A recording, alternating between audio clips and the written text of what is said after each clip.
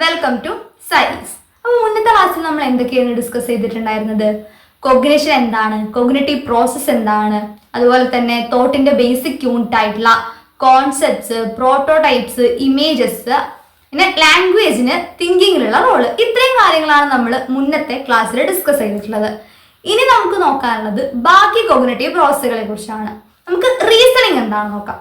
Reasoning എന്ന് പറഞ്ഞിട്ടുണ്ടെങ്കിൽ നമുക്ക് എന്തെങ്കിലും ഒരു സ്പെസിഫിക് കൺക്ലൂഷനിൽ എത്തിച്ചേരുന്നതിന് വേണ്ടിയിട്ട് നമ്മളെടുത്ത് അവൈലബിൾ ആയിട്ടുള്ള ഇൻഫോർമേഷൻസിനെ ലോജിക്കലായിട്ട് യൂസ് ചെയ്യുന്ന ഒരു പ്രോസസ്സാണ് റീസണിങ് എന്ന് പറയുന്നത്. അതായത് നമ്മുടെ അടുത്തുള്ള ഇൻഫോർമേഷൻസിനെ വെച്ചിട്ട് നമ്മളൊരു പ്രോബ്ലം സോൾവ് ചെയ്യാൻ നോക്കുക, അല്ലെങ്കിൽ ഒരു ഡെസിഷൻ എടുക്കാൻ നോക്കുക. ഇതാണ് റീസണിങ് എന്ന് പറഞ്ഞിട്ടുണ്ടെങ്കിൽ. പൊതുവെ എന്തെങ്കിലും ഒരു ഇമ്മീഡിയറ്റ് ആയിട്ടുള്ള പ്രോബ്ലം വരുമ്പോൾ മാത്രമല്ല നമ്മൾ ഈ ഒരു റീസണിങ് യൂസ് ചെയ്യാറ്. നമുക്ക് എന്തെങ്കിലും ഫ്യൂച്ചറിൽ ഒരു പ്രോബ്ലം വരികയാണെന്നുണ്ടെങ്കിൽ അല്ലെങ്കിൽ ഫ്യൂച്ചറിൽ ഒരു പ്രോബ്ലത്തിനെ നേരിടുന്നതിന് വേണ്ടിയിട്ടും ഈ ഒരു റീസണിങ് ഹെൽപ്ഫുൾ ആണ്. അതുപോലെ തന്നെ ഒരാളുടെ എൻവയോൺമെന്റിലുള്ള അഡ്ജസ്റ്റ്മെന്റിനെ നിർണ്ണയിക്കുന്നതിനും ഈ ഒരു റീസണിങ്ങിന് വളരെയധികം എന്താ പറയുക ഒരു ഇമ്പോർട്ടൻ്റ് ആയിട്ടുള്ള റോൾ ഉണ്ട്. നമുക്ക് എറേഴ്സ് ഇൻ റീസണിങ് നോക്കാം. അത് കൺഫോർമേഷൻ ബയസ് എന്ന് പറയുന്നത്, അതായത് ഓൾറെഡി എക്സിസ്റ്റ് ചെയ്യുന്ന ബിലീഫ്സിനെയോ വാല്യൂസിനെയോ കൺഫേം ചെയ്യുന്ന ഇൻഫോർമേഷൻസിന് മാത്രം അറ്റൻഷൻ കൊടുക്കുന്ന ഒരു ടെൻഡൻസിയാണ് കൺഫോർമേഷൻ ബയസ് എന്ന് പറഞ്ഞിട്ടുണ്ടെങ്കിൽ. അതായത് ആ ഒരു ബിലീഫ്സിനോ വ്യൂസിനോ എതിരായിട്ട് എന്തെങ്കിലും ഒരു ഇൻഫോർമേഷൻസ് ഉണ്ടെങ്കിൽ അതിനെ കംപ്ലീറ്റ് ആയിട്ട് ഇഗ്നോർ ചെയ്തിട്ട് അതിനെ സപ്പോർട്ട് ചെയ്യുന്ന കാര്യങ്ങളിൽ മാത്രം നമ്മൾ പ്രൈമറിലി അറ്റൻഷൻ കൊടുക്കുന്നൊരു എററാണ് ഈ ഒരു എന്താ പറയുക കൺഫോർമേഷൻ ബയസ് എന്ന് പറയുന്നത്. പിന്നെയുള്ള ഒരു എററാണ് ഹിൻസൈറ്റ് ബയസ്. ഹിൻസൈറ്റ് ബയസ് എന്ന് പറഞ്ഞിട്ടുണ്ടെങ്കിൽ നമ്മൾ പറയുകയാണ് ഏതെങ്കിലും സന്ദർഭത്തിൽ നമുക്ക് ചിലപ്പോൾ നമ്മുടെ ലൈഫിൽ എക്സ്പീരിയൻസ് ചെയ്തിട്ടുണ്ടായിരിക്കും, അല്ലെങ്കിൽ നമ്മൾ ചിലപ്പോൾ ചെയ്തിട്ടുള്ള ഒരു കാര്യമായിരിക്കും, അതൊക്കെ എനിക്ക് പണ്ടേ അറിയായിരുന്നു എന്നുള്ളൊരു ഫീല്, ഒരു പറച്ചില്. അതായത് എക്സാമ്പിൾ വെച്ച് പറയാത്, അതായത് നമ്മളിപ്പോൾ എക്സാമിന് പഠിക്കുന്ന സമയത്ത് നമ്മൾ കുറച്ച് ടോപ്പിക്സ് കാണും. അപ്പോൾ നമ്മൾ വിചാരിക്കുകയാണ് ഇത് നാളെ എന്തായാലും എക്സാമിന് ചോദിക്കും, നമ്മളിങ്ങനെ വിചാരിച്ച് വെച്ചു. അടുത്ത ദിവസം എക്സാമിന് പോയപ്പോൾ കറക്റ്റ് നമ്മൾ വിചാരിച്ച ക്വസ്റ്റ്യൻസ് തന്നെ കണ്ടുന്നുണ്ടെങ്കിൽ നമ്മൾ ഫ്രണ്ട്സിൻ്റെ അടുത്ത് പോയിട്ട് എന്താ പറയുക, എനിക്ക് അപ്പോഴേ അറിയാമായിരുന്നു ഈ ക്വസ്റ്റ്യൻ തന്നെ ചോദിക്കുക എന്നുള്ളത്, എനിക്ക് ഓൾറെഡി അറിയായിരുന്നു മുന്നേ പഠിക്കാമെന്ന്, കാരണം എനിക്ക് ഓൾറെഡി അറിയാം ഈ ക്വസ്റ്റ്യൻ തന്നെ ചോദിക്കാം. ഈ ഒരു കൈൻഡ് ഓഫ് എന്താ പറയുക ബിലീഫിനെയാണ് ഹിൻസൈറ്റ് ബയസ് എന്ന് പറയുന്നത്. ഇതൊക്കെ എനിക്ക് പണ്ടേ അറിയാമായിരുന്നു എന്നുള്ള ആ ഒരു കാര്യത്തിനാണ് ഹിൻസൈറ്റ് ബയസ് എന്ന് പറയുന്നത്. അപ്പോൾ ഇതാണ് റീസണിങ്ങിൽ വരുന്ന രണ്ട് ഇമ്പോർട്ടൻ്റ് ആയിട്ടുള്ള രണ്ട് മെയിൻ ആയിട്ടുള്ള എറർ എന്ന് പറയുന്നത്. റീസണിങ് പൊതുവെ രണ്ട് ടൈപ്പ് ഉണ്ട്, ഇൻഡക്റ്റീവ് റീസണിങ്ങും ഡിഡക്റ്റീവ് റീസണിങ്ങും. എന്താണ് ഇൻഡക്റ്റീവ് റീസണിങ് എന്ന് നോക്കാം. അതായത് ഒരു സ്പെസിഫിക് ആയിട്ടുള്ള കാര്യത്തിൽ നിന്ന് ഒരു ജനറലൈസ്ഡ് കൺക്ലൂഷനിലേക്ക് എത്തുന്നതിനെയാണ് നമ്മൾ ഇൻഡക്റ്റീവ് റീസണിങ് എന്ന് പറയുന്നത്. അതായത് നോട്ടിൽ നമ്മളൊരു എക്സാമ്പിൾ കൊടുത്തിട്ടുണ്ട്, Karim is mortal, Mohan is mortal, Radha is mortal, therefore all human beings are mortal എന്നുള്ളത്. അതായത് ഓരോരോ സ്പെസിഫിക് കാര്യങ്ങളിൽ വെച്ചിട്ട് ഓക്കെ എന്താ പറയാ, മോഹൻ ഒരു മനുഷ്യനാണ്, മൂപ്പര് മോർട്ടലാണ്, അതേപോലെ രാധയും മനുഷ്യനാണ്, മോർട്ടലാണ്. അങ്ങനെ ഓരോരോ സ്പെസിഫിക് ആയിട്ടുള്ള കാര്യങ്ങൾ വെച്ചിട്ട് നമ്മളൊരു ജനറലൈസ് ആയിട്ടുള്ളൊരു കൺക്ലൂഷനിലേക്ക് എത്തുന്നതിനെയാണ് നമ്മൾ ഇൻഡക്റ്റീവ് റീസണിങ് എന്ന് പറയുന്നത്. ഇതിന്റെ നേരെ ഓപ്പോസിറ്റ് ആണ് എന്ത്, ഡിഡക്റ്റീവ് റീസണിങ് എന്ന് പറഞ്ഞിട്ടുണ്ടെങ്കിൽ. നമ്മൾ ഇൻഡക്റ്റീവ് റീസണിങ്ങിൽ ഒരു സ്പെസിഫിക്കിൽ നിന്ന് ജനറലൈസ്ഡ് കൺക്ലൂഷനിൽ എത്താണെന്നുണ്ടെങ്കിൽ, ഇതിലൊരു എന്താ പറയുക ഡിഡക്റ്റീവ് റീസണിങ്ങിൽ ഓൾറെഡി ഉള്ള ഒരു വെൽ എസ്റ്റാബ്ലിഷ്ഡ് ആയിട്ടുള്ള ജനറലൈസ്ഡ് ഒരു കോൺസെപ്റ്റ് അല്ലെങ്കിൽ ഒരു പ്രിൻസിപ്പിളിൽ നിന്ന് ഒരു സ്പെസിഫിക് ആയിട്ടുള്ള കേസസിലേക്ക് എത്തിച്ചേരാണ് ചെയ്യുന്നത്. അതായത് all human beings are mortal, ആ ഒരു കാരണം കൊണ്ട് കരീം ഒരു മനുഷ്യനാണ്, അവരൊരു മോർട്ടലാണ്, അതുപോലെ രാധ ഒരു മനുഷ്യനാണ്, ഒരു മോർട്ടലാണ്. അതായത് ഒരു ജനറൽ ആയിട്ടൊരു പ്രിൻസിപ്പിളിൽ നിന്ന് സ്പെസിഫിക്കിലേക്ക് വരികയാണെങ്കിൽ അതാണ് ഡിഡക്റ്റീവ് റീസണിങ്. ഇൻഡക്റ്റീവ് ആകുമ്പോഴോ ഒരു സ്പെസിഫിക് ആയിട്ടുള്ള കാര്യത്തിൽ നിന്നൊരു ജനറലൈസ്ഡ് കൺക്ലൂഷനിലേക്ക് എത്തുന്നു. അപ്പൊ ഇത്രയും കാര്യങ്ങളാണ് നമുക്ക് റീസണിങ്ങിൽ പറയാനുള്ളത്. ഇനി നമുക്ക് അടുത്ത കോഗ്നിറ്റീവ് പ്രോസസ്സ് ഏതാണെന്ന് നോക്കാം. ഇനി നമുക്ക് പ്രോബ്ലം സോൾവിങ് എന്ന കോഗ്നിറ്റീവ് പ്രോസസ്സിനെ നോക്കാം. ഇതിൽ ആ പേരിൽ പറയുന്ന പോലെ തന്നെ ഒരു പ്രോബ്ലത്തിനെ സോൾവ് ചെയ്യുന്ന കാര്യവുമായി ബന്ധപ്പെട്ടുള്ളതാണ് പ്രോബ്ലം സോൾവിങ് എന്ന് പറയുന്നത്. അതായത് നമ്മളിപ്പോൾ എന്തെങ്കിലും ഒരു ഗോള് പെർസ്യൂ ചെയ്യുന്ന സമയത്ത് എന്തെങ്കിലും ഒരു ഒബ്സ്റ്റക്കിൾ എൻകൗണ്ടർ ചെയ്യാണ്, അല്ലെങ്കിൽ എന്തെങ്കിലും ഒരു ഡിഫിക്കൽട്ടീസ് നേരിടുകയാണെന്നുണ്ടെങ്കിൽ അതാണ് ഒരു പ്രോബ്ലം എന്നുള്ളത്. അപ്പോൾ അങ്ങനെ എന്തെങ്കിലും ഒരു ഡിഫിക്കൽട്ടി നേരിടുകയാണെന്നുണ്ടെങ്കിൽ ആ ഒരു പ്രോബ്ലത്തിനെ ഐഡന്റിഫൈ ചെയ്യുക, അനലൈസ് ചെയ്യുക, റിസോൾവ് ചെയ്യുക, ഈ ഒരു പ്രോസസ്സിനെയാണ് നമ്മൾ പ്രോബ്ലം സോൾവിങ് എന്ന് പറയുന്നത്. ഇനി നമുക്ക് ടൈപ്സ് ഓഫ് പ്രോബ്ലം സോൾവിങ്സ് നോക്കാം. അതിലൊരു ടൈപ്പാണ് അൽഗോരിതമിക് പ്രോബ്ലം സോൾവിങ്. അതായത് നമുക്കൊരു സൊല്യൂഷനിലേക്ക് എത്തുന്നതിന് വേണ്ടിയിട്ട് സ്റ്റെപ്പ് ബൈ പ്രൊസീജിയേഴ്സ് യൂസ് ചെയ്തിട്ട് അല്ലെങ്കിൽ ഫോളോ ചെയ്ത് ഒരു സൊല്യൂഷനിലേക്ക് എത്തിച്ചേരാണ് നമ്മൾ അൽഗോരിതംസിൽ ചെയ്യുന്നത്. പൊതുവെ അൽഗോരിതംസ് യൂസ് ചെയ്തിട്ട് നമ്മളൊരു പ്രോബ്ലം സോൾവ് ചെയ്യുമ്പോൾ കറക്റ്റ് ആയിട്ടുള്ള സൊല്യൂഷനിലേക്ക് എത്തിച്ചേരുമെന്നുണ്ടെങ്കിലും ഇങ്ങനെ ഒരു സ്റ്റെപ്പ് ബൈ പ്രൊസീജിയറിനെ ഫോളോ ചെയ്യുന്നത് കൊണ്ട് തന്നെ ഇത് വളരെയധികം ടൈം കൺസ്യൂമിംഗ് ആണ്. പിന്നെയുള്ള ഒരു ടൈപ്പ് ഓഫ് പ്രോബ്ലം സോൾവിംഗ് ആണ് ഹ്യൂറിസ്റ്റിക് പ്രോബ്ലം സോൾവിംഗ്. ഈ ഹ്യൂറിസ്റ്റിക് പ്രോബ്ലം സോൾവിങ്ങിനെയാണ് നമ്മൾ റൂൾ ഓഫ് തം എന്ന് പൊതുവെ പറയാറ്. അതായത് ഈ ഒരു ടൈപ്പ് ഓഫ് പ്രോബ്ലം സോൾവിംഗ് നമ്മൾ വളരെ പെട്ടെന്നായിരിക്കും ഒരു സൊല്യൂഷനിലേക്ക് എത്തുന്നത്. പക്ഷെ ഇങ്ങനെ ഒരു പെട്ടെന്ന് ഒരു സൊല്യൂഷനിലേക്ക് എത്തുന്നു എന്നുള്ളത് കൊണ്ട് തന്നെ പലപ്പോഴും എറേഴ്സ് കൂടുതലുള്ള ഒരു ടൈപ്പ് ഓഫ് പ്രോബ്ലം സോൾവിങ്ങും ഈ ഒരു ഹ്യൂറിസ്റ്റിക് ആണ്.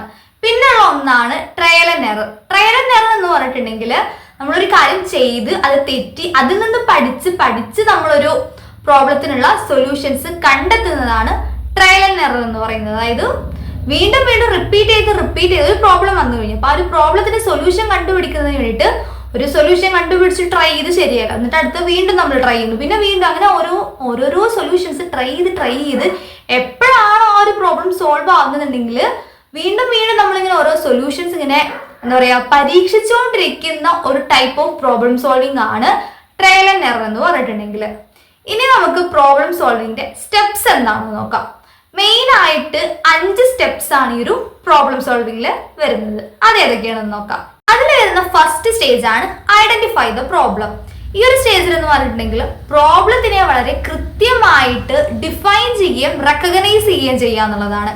അതായത് ഒരു പ്രോബ്ലം വന്നിട്ടുണ്ടെങ്കിൽ നമ്മൾ എന്ത് ചെയ്യണം, ഫസ്റ്റ് ഒരു പ്രോബ്ലം ഉണ്ട് എന്നുള്ള കാര്യം നമ്മൾ മനസ്സിലാക്കണം. അപ്പൊ ഫസ്റ്റ് സ്റ്റേജ് വന്നിട്ട് identify the problem.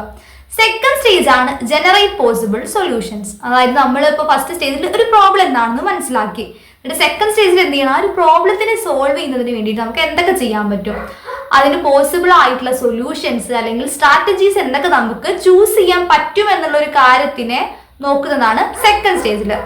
Third stage ആണ് ഇവാലുവേറ്റ് ആൻഡ് സെലക്ട് സൊല്യൂഷൻസ്. അതായത് സെക്കൻഡ് സ്റ്റേജിൽ നമ്മൾ പോസിബിൾ ആയിട്ടുള്ള ഓരോ സ്ട്രാറ്റജീസിനെയും സൊല്യൂഷൻസിനെയും കുറിച്ച് ഇങ്ങനെ ആലോചിച്ചു. എന്നിട്ട് തേർഡ് സ്റ്റേജിൽ എന്ത് ചെയ്യണം, അതിനെല്ലാത്തിനും ഇവാലുവേറ്റ് ചെയ്യണം. അതിൽ ഏത് സൊല്യൂഷൻ എടുത്താലാണ് നമുക്ക് ആ ഒരു പ്രോബ്ലം സോൾവ് ചെയ്യുന്നതിന് ഏറ്റവും എഫക്റ്റീവ് ആവുക എന്നുള്ള കാര്യങ്ങളൊക്കെ നോക്കിയിട്ട് അത് എന്താ പറയാ പല സ്ട്രാറ്റജീസിൽ നിന്നും ഒരൊറ്റ സ്ട്രാറ്റജീനെ അല്ലെങ്കിൽ ഒരു സൊല്യൂഷനെ സെലക്ട് ചെയ്യുക. അതാണ് ഈ ഒരു തേർഡ് സ്റ്റേജിൽ വരുന്നത്. ഫോർത്ത് സ്റ്റേജ് ആണ് ഇംപ്ലിമെന്റ് ദ സൊല്യൂഷൻ. എന്നിട്ട് നമ്മൾ ആ ഒരുപാട് സ്ട്രാറ്റജീസിൽ നിന്ന് അവസാനം എന്ത് ചെയ്തു, ഒരൊറ്റ സൊല്യൂഷനെ അല്ലെങ്കിൽ ഒരു സ്ട്രാറ്റജീനെ ആണല്ലോ എടുത്തത്, ആ ഒരു സൊല്യൂഷനെ നമ്മൾ ഇംപ്ലിമെന്റ് ചെയ്യാണ് ഇവിടെ ചെയ്യുന്നത്. ആൻഡ് ഏറ്റവും ഫൈനൽ സ്റ്റേജ് ആണ് മോണിറ്റർ ആൻഡ് ഇവാലുവേറ്റ്. നമ്മൾ ആ ഒരു അപ്ലൈ ചെയ്തിട്ടുള്ള അല്ലെങ്കിൽ ഇംപ്ലിമെന്റ് ചെയ്തിട്ടുള്ള സൊല്യൂഷനെ നമ്മൾ മോണിറ്റർ ചെയ്യണം. അതായത് എത്രത്തോളം എഫക്റ്റീവായി നമ്മൾ എടുത്ത ആ ഒരു സൊല്യൂഷൻ എന്നുള്ള ഒരു കാര്യത്തിനെ കണ്ടിന്യൂസ് ആയിട്ട് നമ്മളിങ്ങനെ മോണിറ്റർ ചെയ്യുകയാണ് ചെയ്യുന്നത്. അങ്ങനെ മോണിറ്റർ ചെയ്തിട്ട് അത് എഫക്റ്റീവ് ആണോ അല്ലേ എന്നൊക്കെയുള്ള കാര്യം ഇവാലുവേറ്റ് ചെയ്യണം. അതായത് ഇനിയിപ്പോൾ നമ്മൾ എടുത്ത ആ ഒരു സൊല്യൂഷൻ എഫക്റ്റീവ് അല്ല എന്നുണ്ടെങ്കിൽ എന്ത് ചെയ്യണം, നമ്മൾ വീണ്ടും റീകൺസിഡർ ചെയ്യുക, എന്നിട്ട് വേറെ ഏതെങ്കിലും ഒരു ഡിഫറെന്റ് സ്ട്രാറ്റജി ചൂസ് ചെയ്യുക. അങ്ങനെയുള്ള ഓരോ കാര്യങ്ങൾ ഇവാലുവേറ്റ് ചെയ്യണം. ഇനിയിപ്പോൾ നമ്മൾ ചൂസ് ചെയ്ത സൊല്യൂഷൻ ഭയങ്കര എഫക്റ്റീവ് ആയി എന്നുണ്ടെങ്കിൽ നമ്മൾ എന്ത് ചെയ്യും, ഓക്കെ അതിനെ ഇവാലുവേറ്റ് ചെയ്ത രീതിയിലായിരിക്കും, ഓക്കെ ഇത് നല്ലതായിരുന്നു എന്നുള്ള ആ ഒരു രീതിയിൽ നമ്മളെ ഇവാലുവേറ്റ് ചെയ്യും. അപ്പൊ ഇങ്ങനെ ഒരു 5 സ്റ്റേജസ് അല്ലെങ്കിൽ പ്രോസസ്സിലൂടെയാണ് നമ്മുടെ പ്രോബ്ലം സോൾവിങ് നടക്കുന്നത്. ഇനി നമുക്കിതിൽ നോക്കാനുള്ളത് പ്രോബ്ലം സോൾവിങ്ങിന്റെ സ്ട്രാറ്റജീസ് ആണ്. നമ്മൾ നേരത്തെ ടൈപ്സ് ഓഫ് പ്രോബ്ലം സോൾവിങ്ങിൽ പറഞ്ഞ കാര്യങ്ങൾ തന്നെയാണ് നമുക്ക് ഒരു സ്ട്രാറ്റജീസിൽ പറയാനുള്ളത്.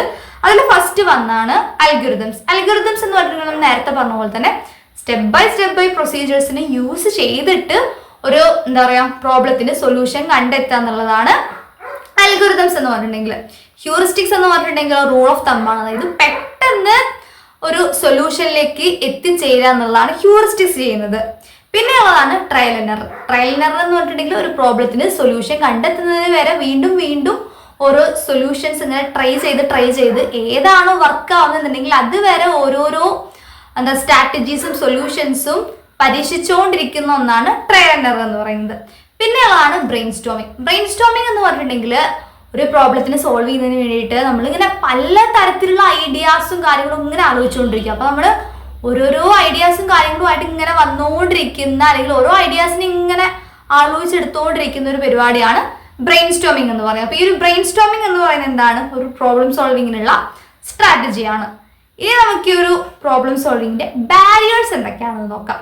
അതിലൊരു ബാരിയർ ആയിട്ട് പറയുന്നതാണ് ലാക്ക് ഓഫ് ഇൻഫോർമേഷൻ. അതായത് നമുക്കൊരു പ്രോബ്ലത്തിനെ സോൾവ് ചെയ്യണമെങ്കിൽ ആ ഒരു പ്രോബ്ലത്തിന് നമ്മൾ കറക്റ്റ് ആയിട്ട് മനസ്സിലാക്കണം എന്നുള്ളത് നേരത്തെ പറഞ്ഞല്ലോ. അതുപോലെ തന്നെ ഒരു പ്രോബ്ലത്തിനെ കുറിച്ച് നമുക്ക് ഉള്ള ഇൻഫോർമേഷൻസ് വളരെ തെറ്റാണെന്നുണ്ടെങ്കിൽ നമുക്ക് അതിന് നല്ല രീതിയിലുള്ള സൊല്യൂഷൻസ് കണ്ടുപിടിക്കാനും പറ്റില്ല. അപ്പോൾ ലാക്ക് ഓഫ് ഇൻഫോർമേഷൻ എന്നുള്ളത് പ്രോബ്ലം സോൾവിങ്ങിന്റെ ഒരു ബാരിയർ ആണ്. അതുപോലുള്ള ഒന്നാണ് ഫിക്സഡ് മൈൻഡ് സെറ്റ്. അതായത് നമ്മളൊരു ഫിക്സഡ് മൈൻഡ് സെറ്റ്, നമുക്ക് ഒരു കാര്യത്തിന് ഒരേ രീതിയിൽ മാത്രമേ കാണാൻ പറ്റൂന്നുണ്ടെങ്കിൽ നമുക്ക് എന്ത് ചെയ്യാൻ പറ്റില്ല, ഒരു പ്രോബ്ലത്തിനെ എഫക്റ്റീവായിട്ട് സോൾവ് ചെയ്യാൻ പറ്റില്ല. ഇപ്പോൾ ഒരാൾ എപ്പോഴും വിചാരിക്കുകയാണ് അവർ ഭയങ്കര കഴിവില്ലാത്ത ആളാണ്, നിങ്ങൾ അങ്ങനെ ഒരു ഫിക്സഡ് മൈൻഡ് സെറ്റ് അയാൾക്കുന്നുണ്ടെങ്കിൽ അയാൾക്ക് എപ്പോഴും എന്താണ്, അയാൾ എപ്പോഴും ആ ഒരു രീതിയിൽ തന്നെ അയാളുടെ ലൈഫിൽ മുന്നോട്ട് പോവുള്ളൂ. അതേപോലെ തന്നെയാണ് പ്രോബ്ലം സോൾവിങ്ങിലേക്ക് വരുമ്പോഴേക്കും.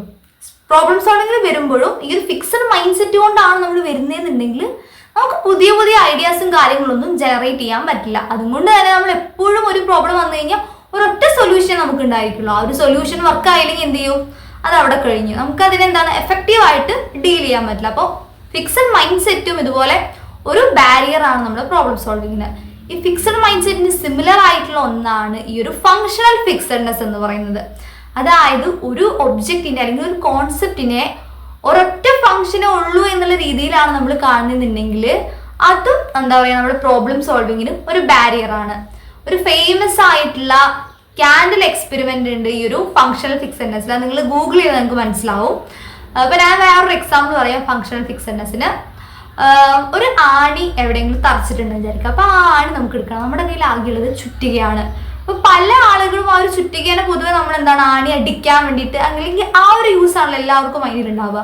അപ്പൊ ആ ഒരു രീതിയിലാണ് എല്ലാവരും ആ ഒരു വസ്തുവിനെ കാണുന്നുണ്ടെങ്കിൽ ആ ഒരു ചുറ്റികയ്ക്ക് ആ ഒരൊറ്റ ഫംഗ്ഷനേ ഉള്ളൂ എന്നുള്ള രീതിയിലാണ് നിങ്ങൾ കാണുന്നുണ്ടെങ്കിൽ നമ്മൾ എന്ത് ചെയ്യും, ആ ആണി എടുക്കുന്നതിന് വേണ്ടിയിട്ട് ആ ചുമരുന്നൊക്കെ അടിച്ചിതാക്കിയിട്ട് എന്ത് ചെയ്യും, ആണി എടുക്കും.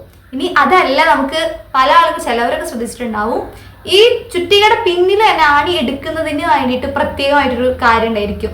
അത് വലിച്ചുപയോഗിച്ച് നമുക്ക് ഈസി ആയിട്ട് കിട്ടും. അപ്പൊ ഫങ്ഷണൽ ഫിക്സഡ്നെസ് ഉള്ള ആളാണെന്നുണ്ടെങ്കിൽ എന്ത് ചെയ്യും, ചുറ്റി വെച്ച് അടിച്ച് പൊട്ടിച്ചിട്ടൊക്കെ ആയിരിക്കും ആണി എടുക്കാൻ നോക്കുക. അറ്റ് ദ സെയിം ടൈം അതിന് ഇങ്ങനൊരു യൂസ് ഉണ്ട് എന്നുള്ള രീതിയിൽ ചിന്തിക്കാൻ കഴിവുള്ള ആളാണെന്നുണ്ടെങ്കിൽ എന്ത് ചെയ്യാൻ പറ്റും, അതിന് ഈസി ആയിട്ട് എന്താ പറയാ നമുക്ക് ആ ഒരു ആണീനെ വലിച്ചൂരാൻ പറ്റും. നമ്മളിപ്പോൾ ഒരാളോട് ചോദിക്കുകയാണ് നമ്മൾ പെൻസിൽ കൊണ്ട് എന്തൊക്കെ ഉപകാരം എന്ന് ചോദിക്കുമ്പോൾ പൊതുവെ എല്ലാവരും പറയാം എന്താ, പെൻസിൽ നമുക്ക് എഴുതാൻ പറ്റും ആ ഒരു കാര്യം. പക്ഷെ നമ്മൾ വേറൊരു രീതിയിൽ ചിന്തിക്കുകയാണെങ്കിൽ നമുക്ക് ഇങ്ങനെ പെൻ ഫൈറ്റ് പോലുള്ള കാര്യങ്ങൾക്ക് വേണ്ടിയിട്ട് ഉപയോഗിക്കാൻ പറ്റും, അല്ലെങ്കിൽ ആരും തല്ലാൻ വേണ്ടിയിട്ട് എറിയാൻ വേണ്ടിയിട്ട്, അങ്ങനെ ഒരു വസ്തുവിന് തന്നെ പല തരത്തിലുള്ള ഫങ്ഷൻസ് ഉണ്ട്. അപ്പോൾ ഒരു ഒബ്ജക്റ്റിനെ അല്ലെങ്കിൽ ഒരു കോൺസെപ്റ്റിനെ ഒരൊറ്റ ഫംഗ്ഷനെ മാത്രം ഫോക്കസ് ചെയ്യാണ്ട് അതുകൊണ്ടുള്ള പല എന്താ പറയുക വെറൈറ്റി ആയിട്ട് അല്ലെങ്കിൽ ക്രിയേറ്റീവ് ആയിട്ട് നമുക്ക് എന്തൊക്കെ അതുകൊണ്ട് ചെയ്യാൻ പറ്റും എന്നുള്ളത് കൂടി ചിന്തിക്കുകയാണ് വേണ്ടത്.